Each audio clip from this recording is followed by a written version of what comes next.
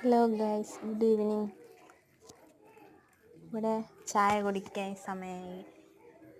6 മണിയാകുമ്പോൾ ചായ ഇട്ടെടുത്ത് ചായ കുടി കഴിഞ്ഞിട്ട് കുറച്ച് സമയം അവളെ എഴുതി പഠിപ്പിക്കും. അല്ലെങ്കിൽ കളിയായിപ്പോവും, ഒന്നും പഠിക്കില്ല. ഒന്നാമത് എക്സാം തുടങ്ങി. ചായയും കുടിച്ച് ഇന്ന് ചായക്ക് കിഴങ്ങിരുന്ന്, പിന്നെ അവർക്ക് കഴിക്കാൻ റിസ്ക് ഉണ്ട്. ചായയുടെ മുമ്പ് അവൾ സ്റ്റഡി തുടങ്ങി. ഞാൻ പഠിപ്പിക്കുമ്പോൾ അടി കൊടുക്കാറുണ്ട് കേട്ടോ.